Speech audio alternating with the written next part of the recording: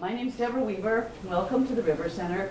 We're really, really happy to have a chance to share this space and the speakers and to really hone in on the kind of the love of nature and the fascination that we all have for things in the natural world.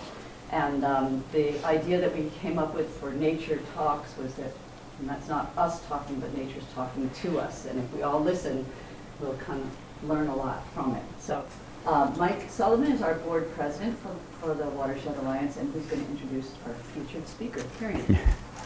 Thank you, Deborah. And thank you all for coming tonight. This is a good turnout for us. This is exactly what Deborah said. This is how the space was envisioned being used for public meetings and presentations and such. So Kerian Fennelly is, I've known Kerian for a dozen years because I had the privilege as a Board of Selectmen member of being there when he was getting his first licenses, and we were as a town exploring, using aquaculture as a business, a possible business avenue. And Kerian was the first one, along with Kristen, his wife, who went and got licenses and applied, and now for all this time they've had leases with the town for this purpose. You might know Kristen. You might recognize Kristen more than you know Kerian, because Kristen runs the Westport Sea Farms restaurant that you're familiar with down at the point. If you're not, it's a great place. They have lobster rolls, oysters on the half shell, local beers, and my granddaughter's favorite hot dog as well. It's a great place to go in the warmer weather. But Kerian's here to talk about the part of the business that you don't see unless you get out on the river, and that is where he farms all the oysters. And he's made a living.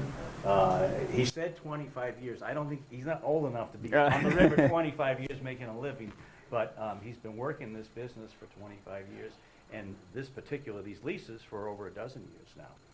Yeah, so we're actually entering into the 15th. Wow. Which is... So without further ado, would you help me with a warm welcome for Kerian? Thank you, everyone. Thank you. Mike sort of introduced me. My name is Kerian. I have been working the river since I was 13. I had my first Boston whaler, and then I got a commercial quahog permit, and that sort of started my path on the shellfish world.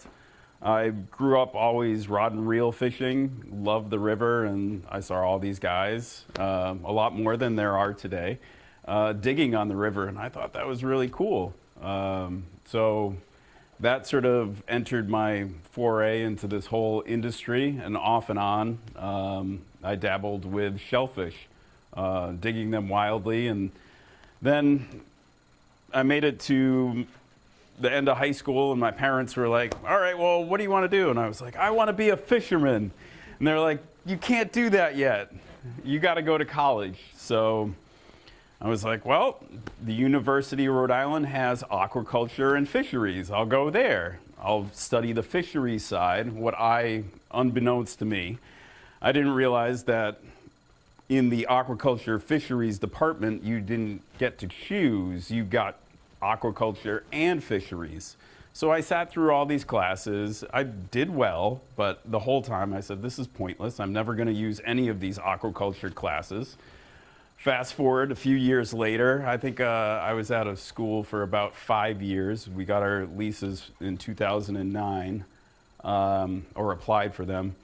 So 5 years of commercial fishing, I was right into oyster aquaculture. I mainly blame Seth Garfield. Seth, if you don't know, he used to run Cutty-Hunk Shellfish. He did these lobster bakes, and that's where I crossed paths with him. I was driving by the island of Cutty-Hunk on my way back to Westport Point with loads of lobsters. And he offered me some money on the way by to drop the crates off. So he could have a consistent supply of lobsters at his lobster bakes. So over the course of the summer, I saw this guy that was super tan and excited, and he wasn't sort of beaten down by the lobster industry, and I said, this guy is onto something. So I started poking around with Gary Sherman and asking people like, hey, what about aquaculture? So that whole winter I just deep dove on everything and decided to try to get into oyster aquaculture, and working with the town, the Board of Selectmen, the Shellfish Committee, we came up with a bunch of regulations to sort of govern it. And from there, it's just slowly grown with time. So tonight, I'm going to sort of do a basic overview. I'm not an expert. I'm definitely in the field, so I know some things. What's going on, the sort of what has happened, what the constraints are, and what the future looks like, and as best I can sort of surmise. So this is my sort of background. I've lived in Westport my whole life. As I said, graduated from the University of Rhode Island, aquaculture and fisheries. After I got out of college, I bought a gentleman's lobster boat down here at Westport Point. The guy's name was Curtis Duvall. So I took over his gang of traps in his area, and I fished out by Noman's Island and south of Martha's Vineyard. I really love fishing. I love lobstering, and if I was in Maine still, I'd probably do it. There is some sort of excitement when you pull up the trap and the unknown and the sort of secrecy. It's still there in me. It's just really low. But I've also always loved farming. My dad and I always had these humongous gardens at our house that became overrun by September. But we had good intention in the start, and like that sort of led me down the path. We would always grow different things, so that sort of helped with all of this. With my family, we currently farm 78 acres, 3 in the river and 75 offshore. I'm also a licensed U.S. Coast Guard captain. So here we have our river farm. If you're familiar with the Westport area, this is actually looking north, and this is the 88 Bridge. This is actually one section of the farm. This is the sort of northern side, and there's another lease here and another one further back. This is myself on a beautiful summer morning on our tour boat.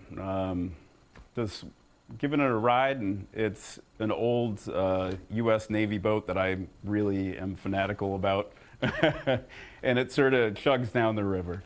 So that'll give you a basic of where we're talking about. So this is our ocean farm. This is located on about a mile south of East Beach and a mile east of East Beach, so east of Gooseberry Island. So if you drive down East Beach on a clear day, typically you can see these buoys bobbing on the surface. Obviously, depending on the swells out there, depends how often you can see them. We have 2 boats that service the farm. They're 2 very large boats. Everybody's like, well, why do you need a big oyster boat? The end of Gooseberry is notoriously ugly in the afternoon.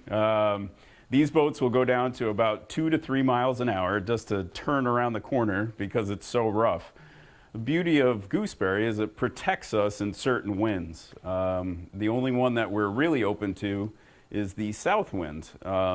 Just like all of East Beach and East Beach Road, if we have a huge storm, we have these huge waves that actually roll through the farm. So as you can see, it's a little bit more spaced out, the gear. So even though it's more acres, to use it effectively, you almost need those acres with the larger setups. We employ a suspended long line method where these cages, I developed these tower cages to ride through the swells. When you jump off the docks as kids, you always do a pencil dive. And it's actually the least resistance. And that's almost what you want moving up and down through the swells.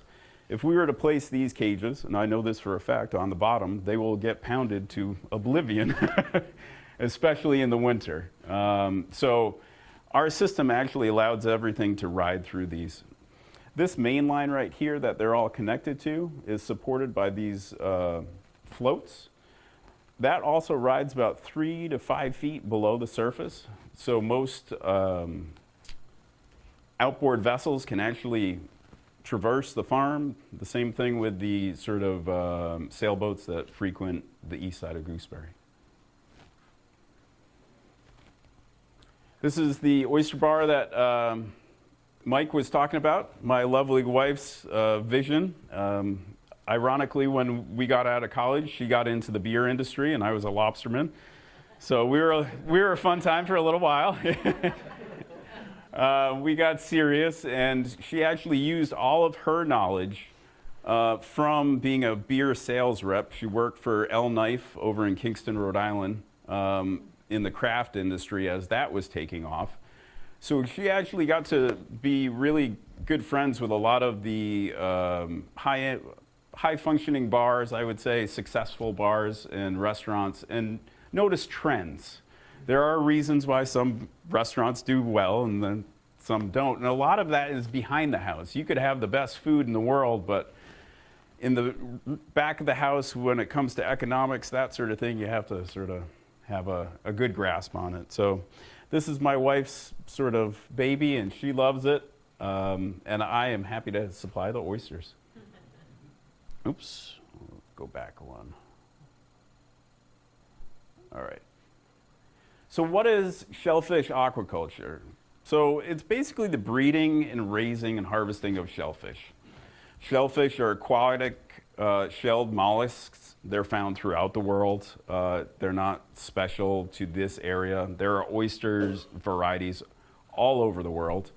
For this talk, we're talking about bivalve mollusks. So those are mollusks that have two shells that are attached at the hinge.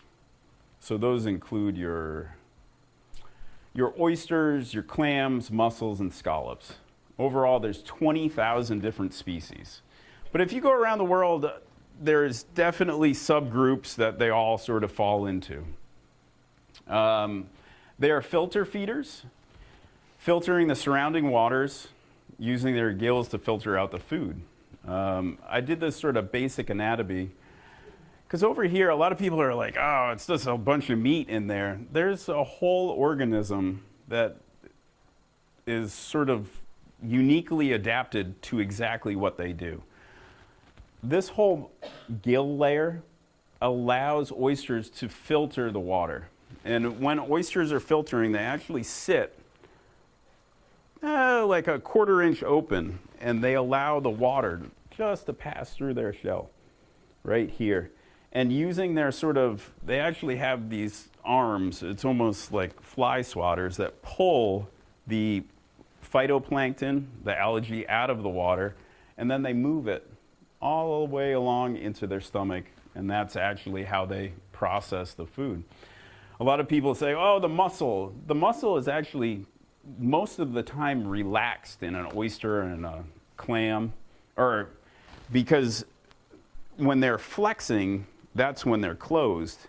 So typically, unless a predator is close or they're out of the water, that mussel is relaxed. So overall, a lot of people wonder what that is. And on scallops, that is actually one of the larger parts on scallops, but it's constantly used because scallops propel themselves.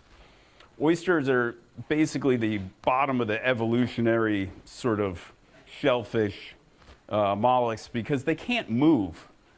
They literally, wherever they set after being spawned, they float around in the river for about 21 days. And wherever they fall, after their hinges or their shells get heavy enough, they sink through the water and then fall on the ground. And hopefully they like to land on other things that they can attach to, rocks, docks, other oysters. But once they've sort of fallen, they don't have any means to move around. A clam has a foot that they can propel themselves a little bit. Scallops can actually propel themselves all over the river if they want, and they sort of move with the food. Mussels also have a tendency to be able to move themselves or release themselves and move to a new area. So oysters are a very fixed species, and this sort of their filtering structure is really designed for their habitat. And when they're fixed to a rock, basically their only means of food is the amount of water that passes by them. So if they land in a very sort of high velocity zone, the oyster will actually grow faster because there's more water passing by, so he can pull more food by. The slower the water, the less fast they can grow. So it's a unique animal. They're also unique in the fact that one of their tricks is they can actually grow in the direction of the water. A lot of people ask, well, why are oysters bent and why do they turn this way? Well, wherever they were, whether they were harvested off of a rock or in a cage, they were probably stuck a certain way, and the water was passing by faster in that area. So this animal, if he knows there's more water coming by here, he'll grow that way. So they're very unique creatures, very good for the environment as well. So as I was saying, the phytoplankton is what they eat. Phytoplankton is basically algae. There are different types all through the river. You can think about your pools. It's the same sort of algae, different species, obviously, but it grows when there's lots of sunlight and warmth. So I brought up these. This is actually a hatchery, an oyster hatchery, and this is actually them growing green algae.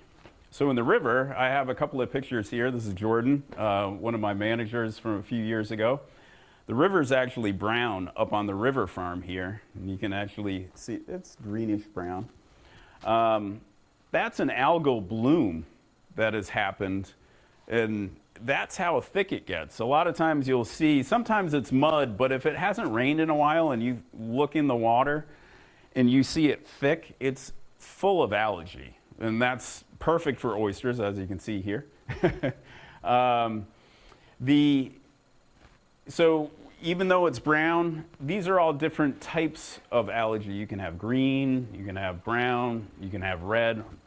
It all depends what grows in that environment.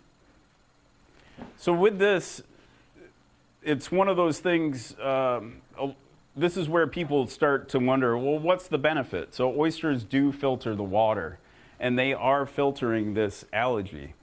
And when we talk about nitrogen loading or overloading, basically what's happened, a lot of nitrogen has entered the river from our watershed. It's not a problem until it's an overload. Overloads occur when there's too much for the environment to handle. So what ends up happening is you'll have an algal bloom that gets so thick, this is a thick one back here, how brown it is, that it starts preventing light from hitting the bottom. And when that happens, it really starts bad things because your eelgrass, your shellfish, they don't have that sort of light penetration. And algae is actually a plant, so there's a shelf life. Typically, algae will last a couple of weeks, and then it dies.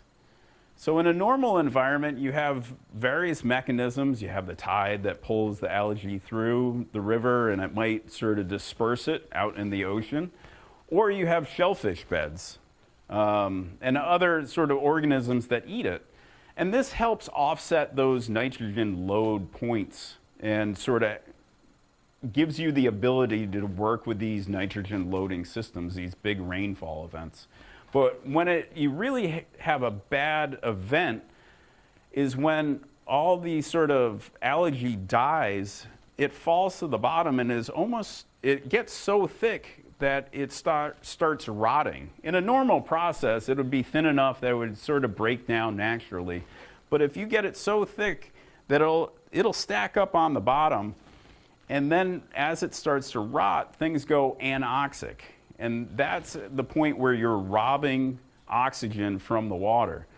And when that happens, oysters need oxygen to survive. Those gills also filter out the oxygen. They have to breathe just like everyone else.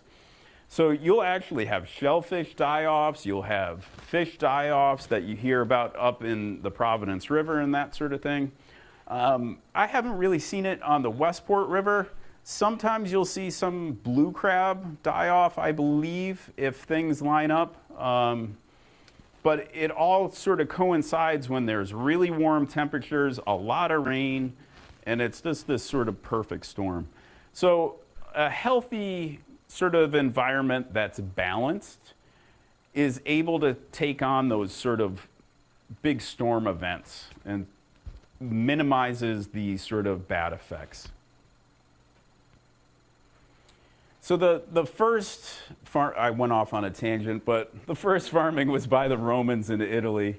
And they're big engineers. And way back when, they actually started to figure out, hey, oysters spawn, and when they're spawning, if we start closing off one of these ponds, all the spat will settle in this area. And one of the things they also found out, just like I do, sometimes they realize, hey, these oysters grow really well up until this point, but if we move them to a different area, they'll grow better and they'll actually share these sort of characteristics that we want. Maybe they're saltier, maybe they grow faster. So these were some of the first like real shellfish aquaculture. Over in China, they started getting in the same sort of era. This lasted all the way over to England. There are oyster ponds. A lot of those places, they might be recreational now, but they had purposes back in the day. And in the Roman Empire, it was considered a luxury item back then, oysters. And they would actually ship them from England back to Italy, and it was almost basically a day's pay for one oyster. So this photo is of where? I believe this photo is of France, but this was a sort of example. No, But France today, I haven't had the luxury, these still exist. They do wonderful techniques on how to finish oysters and start them, and the infrastructure has been there for thousands of years, or at least a couple hundred. So I guess this also, what do we have for shellfish farms? Just like anybody else, just like a landscape company, you can have a guy with a weed whacker, a kid, or you can have 40 trucks and a whole team of experts working on a high commercial property. Here we have a passive farm.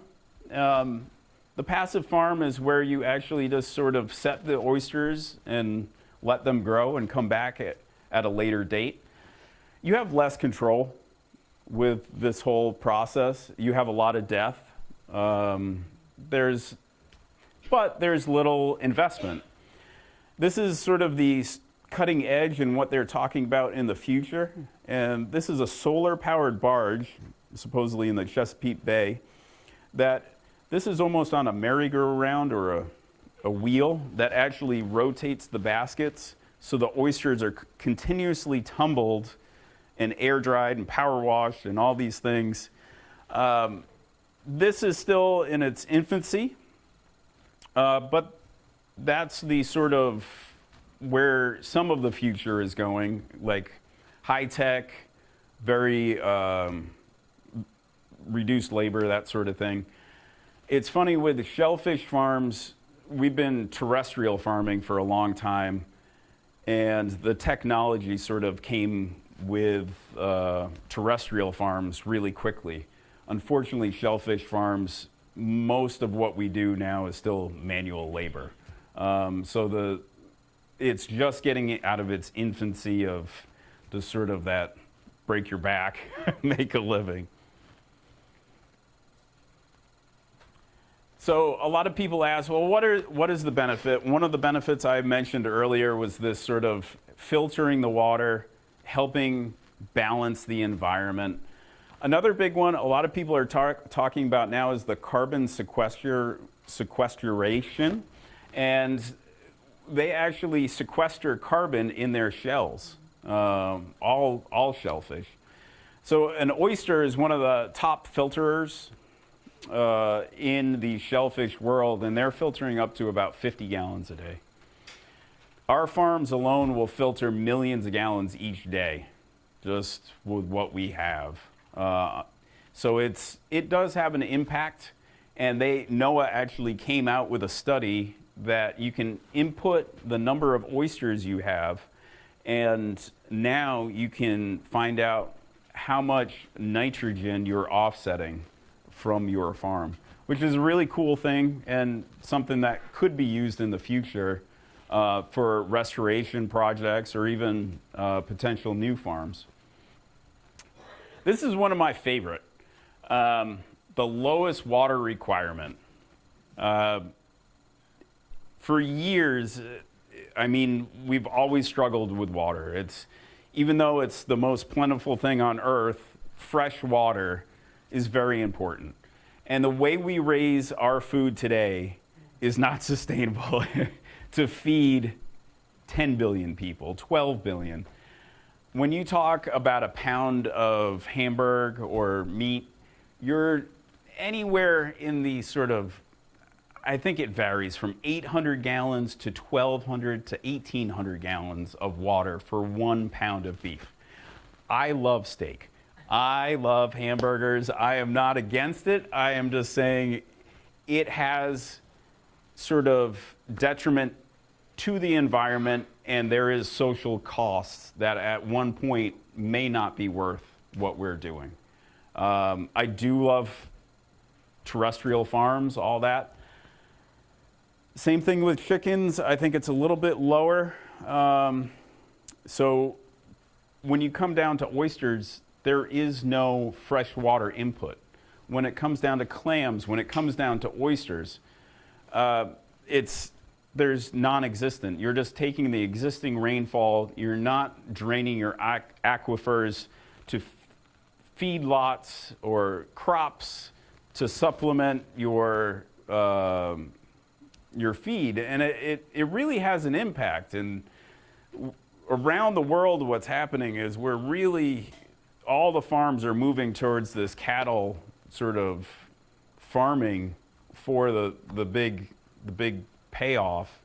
But in the end, I don't think it's really worth it, and the price is a little bit larger than we realize. And if the prices lined up, I think a pound of beef would probably be like 40 or 50 bucks if it was real. But there's a number of things to that. Like I said, I am a huge proponent, but this will help us, especially around the world, to feed large nations that need protein. You can't eat bags of Cheetos, that sort of thing. Mussels, all those things that grow commonly, and you can really make help somebody's diet. All these sort of minerals that come along with the shellfish, these are all things that you do not have to add. I mean, this is just a natural creature. We are taking it out of the water, you're eating it, you don't have to take your supplements. It is amazing. There are so many reasons. The other part I really like is habitat enhancement. And a lot of people, well, what do you mean? We have the river. We do. And it is diverse, and the habitat is amazing.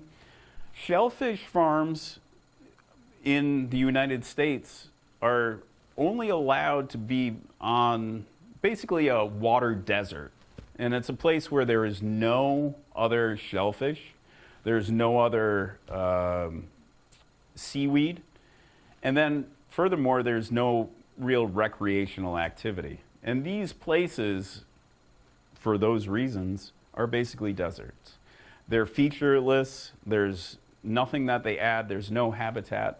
But when we start putting cages in the water, literally, you'll see in a few slides, it transforms that desert into its own little city. It's actually, I believe, a shellfish farm. The latest data, it's 3 to 5 times more diverse than an eelgrass bed, just a shellfish farm.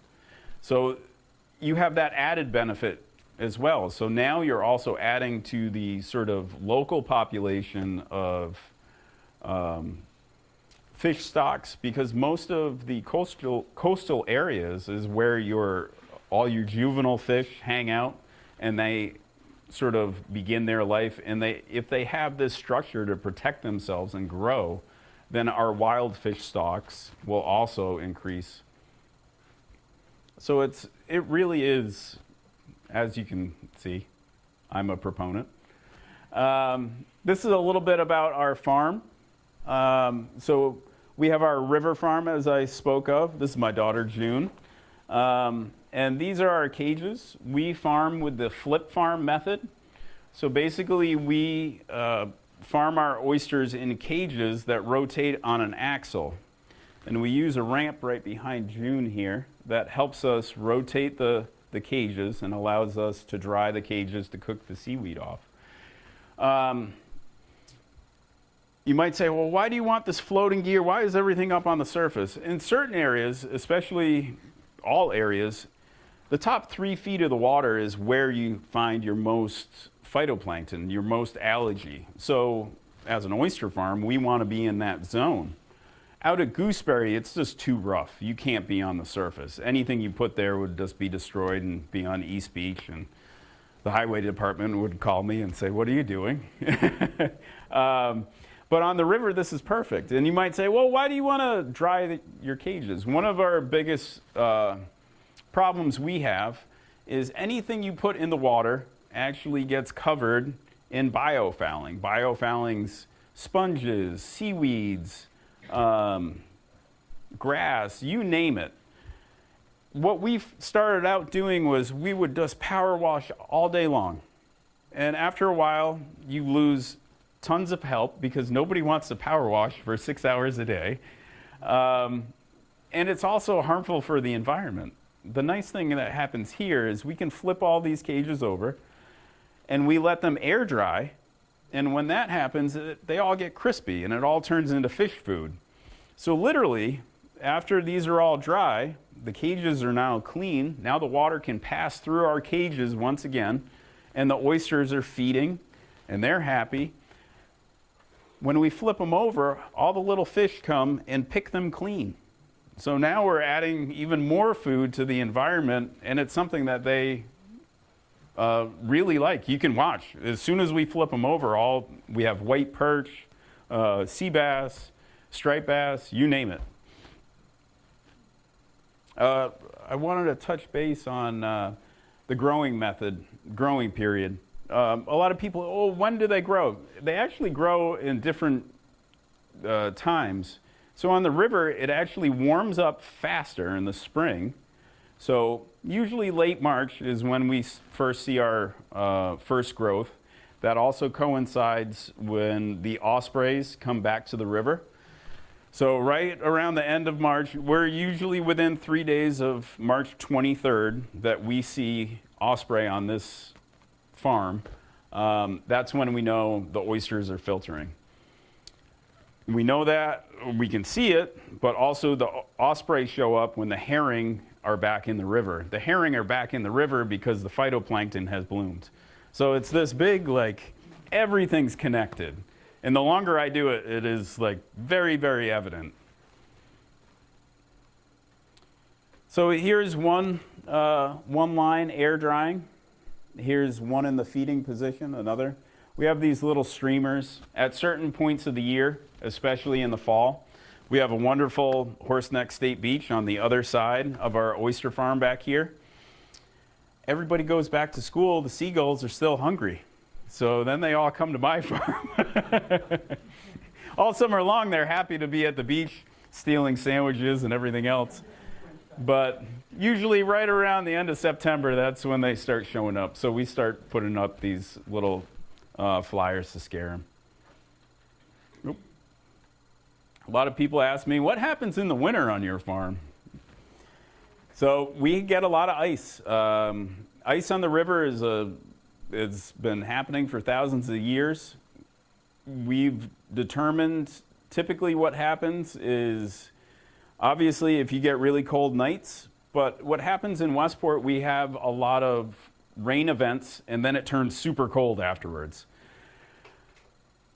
Fresh water is less dense than the salt water, so it sits on the top of the river. And basically, we'll have these 1 to 2 inch rainfall events. That water is just sitting right on top of the river, and this is what freezes first. So it isn't that sort of big mix. But our cages, the way they're designed, this actually holds everything, and a lot of different places, they can't actually have cages on the surface, or they have to do things. Luckily in our spot, one of the few on the East Coast, our farm will freeze solid across and nothing moves. But out in Cape Cod Bay, because of the way the sort of winds are and the fetch on the ocean, the ice can actually pancake and crush all the gear. Luckily, we're sort of entrapped with all that marsh, and it doesn't allow any of the ice to move. And it just melts, and then we come back and harvest oysters.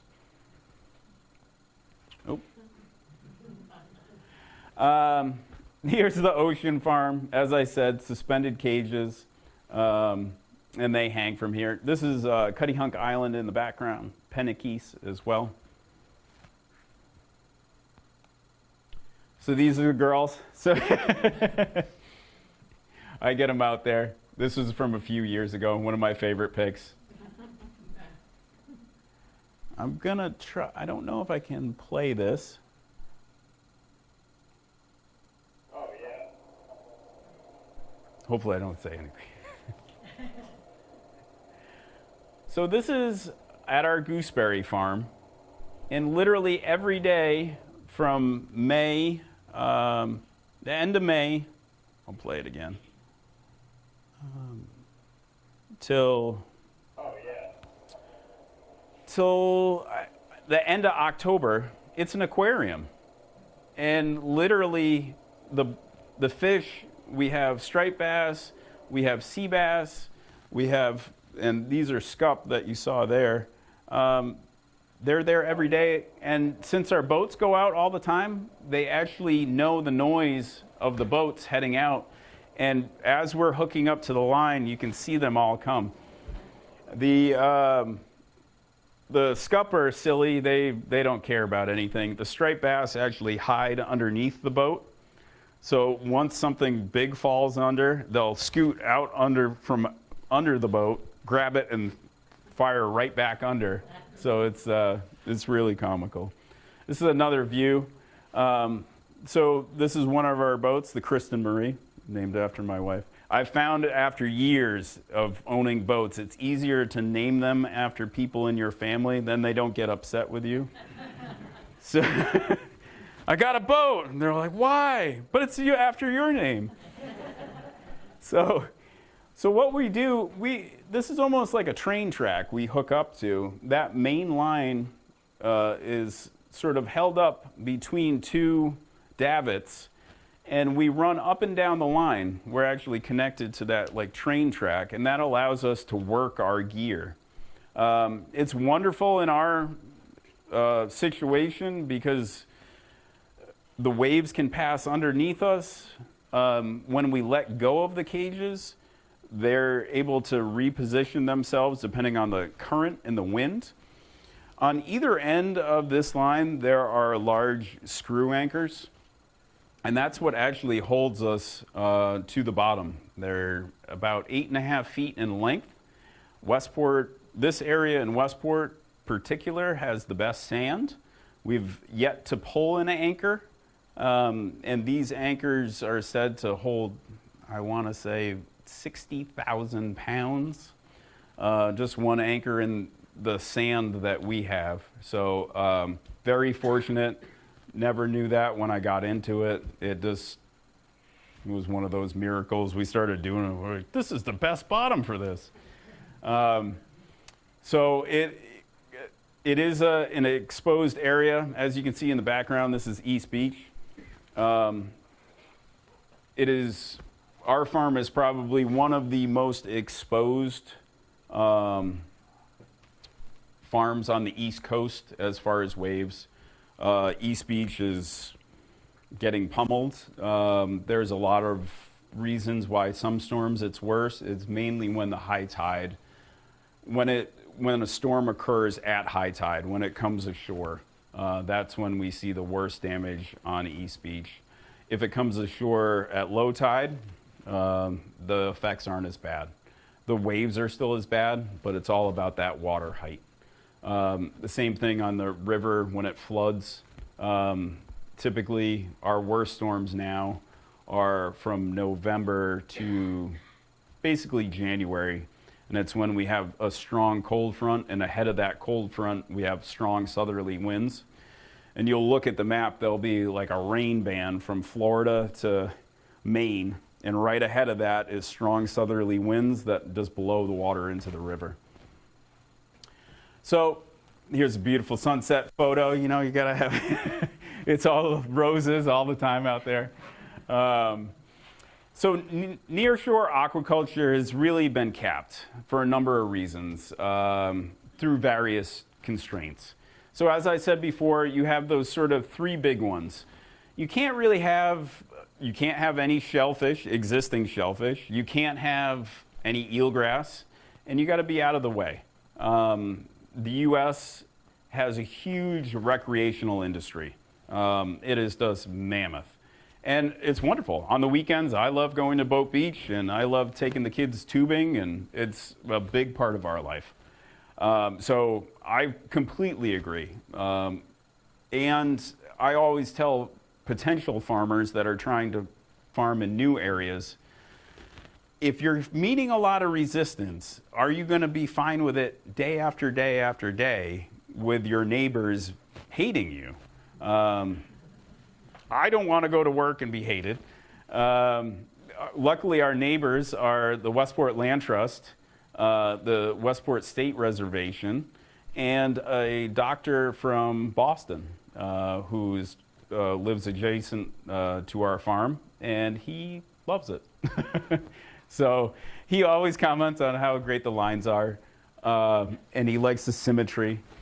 So yeah, it is good for a doctor. But it's, so the available space with all those constraints is smaller and smaller. There is some not in my backyard syndrome. And I totally get that. I totally understand. It's one thing to work with it, or be around it, or be prevented from using X amount of space, because this is a tragedy of the commons. We are leasing public land. It's our diligence to sort of do the best I can and also allow as much access to the taxpayers of Westport and the surrounding towns. And I like to think that what we do is a benefit for the community overall, and it just sort of adds to what is going on. The other constraint, aquaculture is risky. If you go to the bank right now and say, hey, I'm going to start an oyster farm, they are not going to lend you money. It's not like starting a construction company. It's just too risky. So a lot of times what they'll do, you can do a loan, a personal loan, a line of credit. So a lot of the innovation has been stifled because you have people that are just using the money that they have. There isn't these sort of big influxes of cash and things that we see on terrestrial farms. As I said before, a lot of guys are digging through the water and still waiting around, and that's how they do it. And meanwhile, on terrestrial farms, you have drone tractors and drone crop sprayers, and it's just on a whole nother level. People are farming thousands of acres, and it's only two guys. Our farm in the summertime, typically we'll have 6 to 8 helpers that are working with a few core people just to get through the workload. There is a lot of work to be done, and it's repetitive. As I said before, the sort of number of farms have leveled off because of all these sort of constraints. The number of areas that are available are few and far between. Hopefully, I see one of the potential openings is as our water quality increases, that will allow other areas to be opened up. Currently, our sort of Department of Public Health tests the water along with the Division of Marine Fisheries, and they determine where areas where you can actually farm oysters.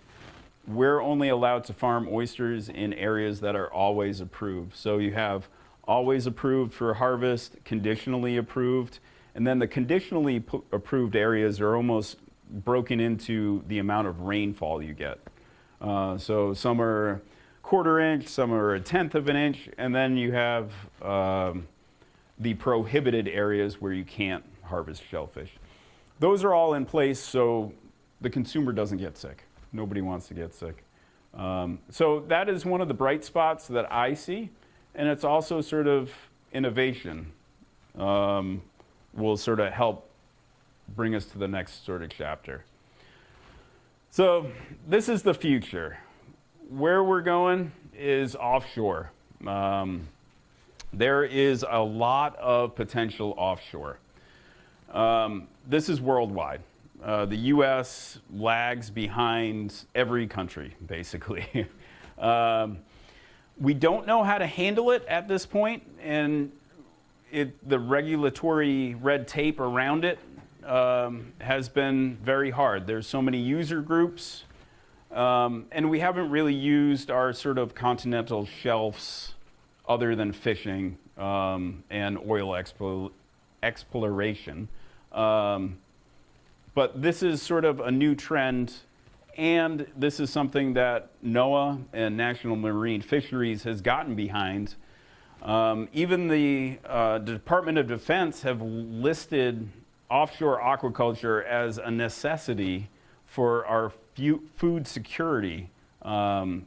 We import so much seafood in this country, it is mind-boggling. I don't know the exact on the overall. The next slide, I have the sort of mussel, how many times more we import things. These are the blue mussels down low. This is actually a 120-foot New Zealand state-of-the-art longline mussel farm boat. So the U.S. imports 225 times the amount of mussels we produce. 99% of our stuff comes from Canada. We're starting to get stuff in from New Zealand. This is another benefit. A lot of people are taking the green juice in the morning, AG1 and all that. A lot of it's made with New Zealand green lip mussels. They actually have so much shellfish down there, they don't know what to do with it. So they started doing these, grinding it up and actually doing supplements. Whereas here, that wouldn't happen because the live and the fresh market is just so great and we have so many people. New Zealand, there's basically no people. And the whole country is about 5 million people. As I said, we're at the back of the pack. I like to sort of touch on this. This is my new pet project. I'm trying to work into offshore mussels. Blue mussels in our area grow naturally. This is a species that we could exploit and actually raise. Unlike our oysters, you can actually just set lines out in the water. The mussels will set on the lines, and then you can go back and harvest them. Currently, there are no federal mussel farms on the East Coast. There's one federal water mussel farms. I believe there's one out on the West Coast, but they're actually not allowed to sell their product because of testing. There are concerns too, how are we going to test the water? Because not necessarily like all offshore water is clean, so there are all these protocols that have to go into place. But this is the sort of expansion. I'm actually working on a proposed mussel farm at the Red Star right now. I'm very passionate about it. This would be a first federal water mussel farm out here. I know they grow because they cover our oyster cages every spring and cause a nightmare. And this is sort of an offshore farm. You see all these ropes hanging. And this is actually all mussel lines. With the sort of technology and the boats that they have, you can actually, basically every line has 50,000 pounds of mussels. And when you break that down, just a plate at an average restaurant is half a pound or less. So this is that California farm that we were talking about. Similar method to what I'm used to. So it sort of, that's what piqued my interest about it, because I'm already doing this sort of farming, suspended farming. You can see the buoy right up here.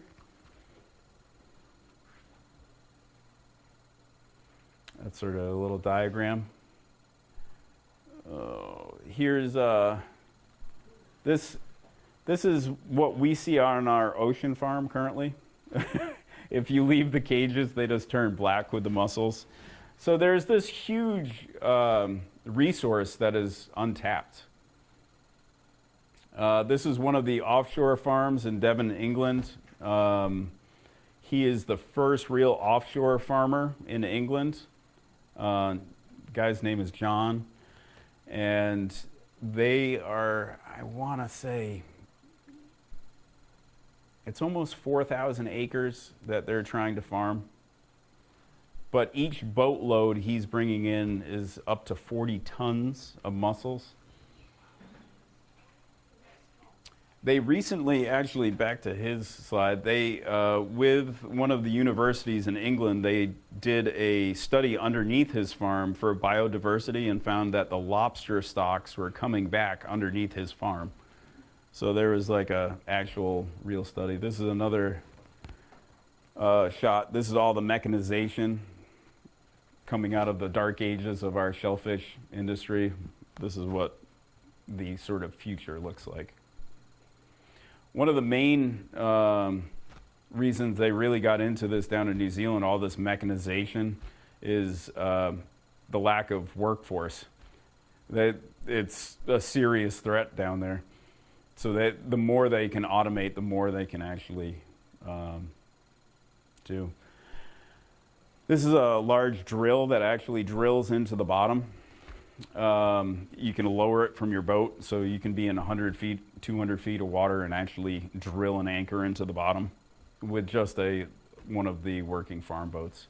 Coming up is another crazy one. Here's what it looks like on the surface. This is out in California. Oh, here it is. So this is the wild. This is the next frontier.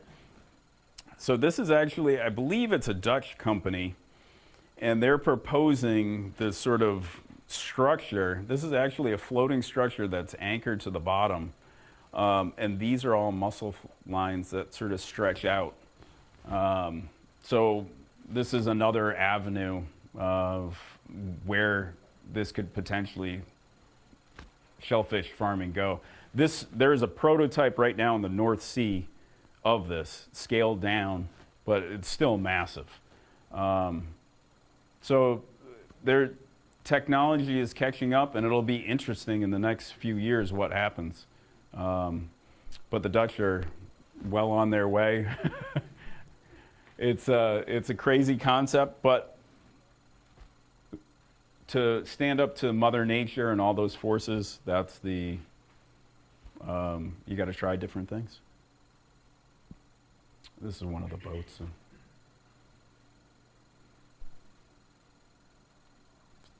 So obviously, just like the offshore lobster boats and stuff, basically Westport was always a near-shore lobster community. And then as the lobsters sort of went away, we built bigger boats and went offshore, Bill Whipple and all those guys. This is what's going to happen again.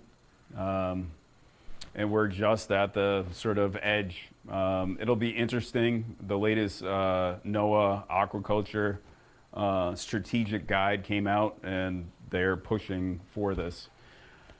It will be slow to implement because there's obviously numbers of concerns, just like the wind farms and everything else. But I think overall, our government can come up with monitoring systems and sort of incorporate everybody's thoughts and concerns. So that's where I think shellfish farming is going. I hope you guys enjoyed the presentation. If there's anything any questions? Well, first, it wouldn't be right if you didn't explain the 4 oysters that you sell at the restaurant and where they come from and how they taste a little different. Sure. So we have 4. I actually grow 3 of them. The riptides and the tabor points are grown on the river farm. The riptides are in the cages that you see floating on the surface. That picture, let's see if I can go back. There we go. Oh, there it is. So these are our tabor points that are grown on the bottom for the people that like that sort of earthy taste.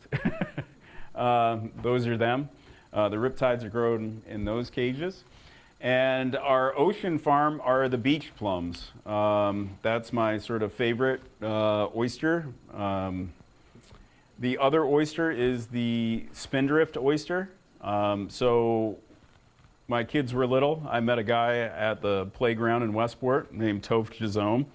Little did I know, he grew up on the East Branch. I was on the West Branch, so of course we didn't cross paths. So when I met him, we got friendly, and he was going to go back to school. He was a stay-at-home dad. He was going to go back to work, and I was like, don't go back to work, start an oyster farm. So that's how Toph got involved. But we feature both of those, all those oysters at the Oyster Bar, and Yeah, it's kind of fun. You can get a flight of 12 oysters and 3 weeks. and the way we grow them and the areas, they all taste different, and they all have different characteristics. So one other thing to mention is that these guys have been very generous to our organization and given us 100 tickets for the last 2 or 3 years, which we sell, and that you can go and get a flight of oysters. So they have been really kind to us as well. So thank you for that. Oh, you're welcome. Yeah. And they supplied free oysters to our fishing invitational, which I see some of the shuckers over here. Yeah. They helped us with that, so Right. yes, thank you for that. Yeah. Questions from the crowd here? So I had a couple. Sure. So what we used to call jumping sandbar, jumping off sandbar, is that spindrift? So it's over towards sort of catty corner from Boat Beach? Yes. That's Yep. big, okay. And then the flavor, is that from the water, the algae, the location of the trap? It's a number of things. The flavor is really determined by the location. Your salinity is determined by your location, and then also if there's been a recent storm. If we get a ton of water, they'll be a little less salty. But it's mainly to do with the algae in that area and the minerals in the water based on what's in the ground and the surrounding waters. But even they're coming to find out that there are species of phytoplankton that only will grow in Toph's farm and only on the riptide farm. They're like subspecies. So it's really unique. Yeah. Thank you. How long does it take you to grow an oyster? From how many That- times you do it in a season or how that works? So we usually harvest, we will buy seed in the springtime and we'll sell them starting the middle to end of the following summer. So it's typically anywhere from 14 to 24 months. They're just like people, they grow at different rates. Some strains are good. So it's very like, I get out my rabbit's foot. But at the end of the day, it's farming. Some years are good, some years are not so good. Karen, did you try an experimental setup at Westport once at the docks? We did, with Gary, we did an experimental site just to the north of 88 Bridge. Okay. But at the point itself, we are permitted to have nursery systems called upwellers. Okay. We have them there. We've had them there on and off. It really depends. Once again, there are all thousands of situations that you don't realize. The red seaweed that grows off at Horseneck Beach that sometimes comes up, if we have a really strong storm in the summer, that will actually make it all that seaweed will make it to the point and sometimes clog our nursery. So I try to really balance it between the sites and where we use it. The town is also working on a hatchery on the docks. I believe their bill is trying to revitalize it with Chris and the Shellfish Commission, but I am separate from that one. Okay. Could you talk about the market a little bit, kind of supply and demand? Like, not everybody eats oysters, not everybody eats them all year round. Do you have periods where you don't have buyers for them, or do they take all that you produce? There is a supply and demand, absolutely. So basically, as I said, oysters grow mainly everywhere from May to Thanksgiving. I was saying March to Thanksgiving on the river, and then depends on your location. But towards the end of the season, that's when you have a lot of oysters. Everybody's sort of gathering them up, and then everybody goes back to school. And just like the ski mountains in April, there might be 5 feet of snow. Nobody's there. They're closing them down because everybody's already thinking about going to Florida. So basically, we have this huge drop-off after Labor Day. And then the holidays pick up a little bit, but it starts now and really builds throughout the summer. And where we shine is we actually sit on our oysters.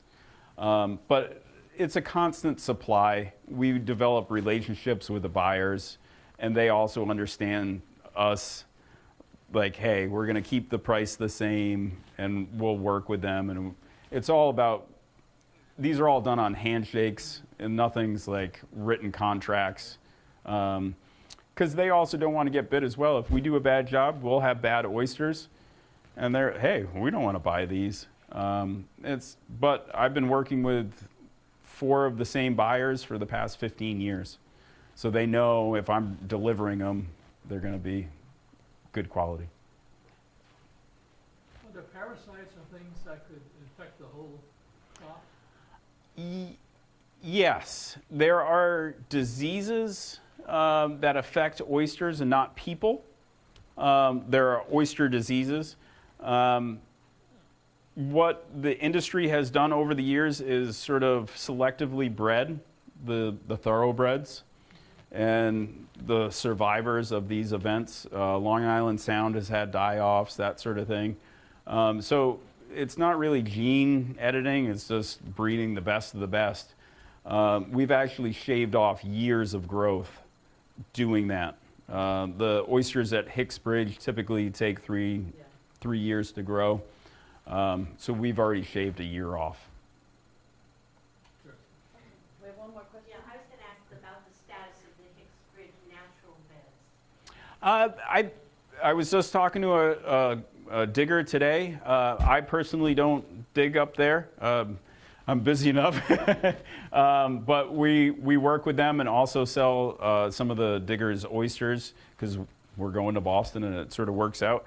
From what I've heard, there are lower numbers, so our reduced catch effort or limit is good this year. And the stock, evidently, there's lots of baby oysters available that should be good in another year or 2. So it's looking promising. I don't like to say like it's going to be great in a few years because there's so many aspects to the river, what can happen. The real, I think, in the killer in the river is the snot that we have. And a lot of the older generation has said years ago the snot didn't, it's in the springtime and you can almost see it. It's really stringy. But if that builds up enough and dies or even just covers the oysters, oysters are just like any other animal. If they don't get food and they start getting weak, then those diseases sort of will really have effects. So. Is there certain months or times of the year where oyster harvesting is better? The summer is much easier on the body. Honestly, in today's world, it's safe to eat them year-round. The windy season, in the winter, it's also cold. It just makes everything harder. Anytime we have, I'll go out with 3 or 4 layers on, and I'm like this, and you can't bend your arms, and it's a necessary evil. But I start getting excited. My neighbor's forsythia's turning yellow, so I'm like, really, these are the big things that I get excited for. Well, we have a little present for you. Oh, thank from you. us. And we want to just say thank you again. Thank you.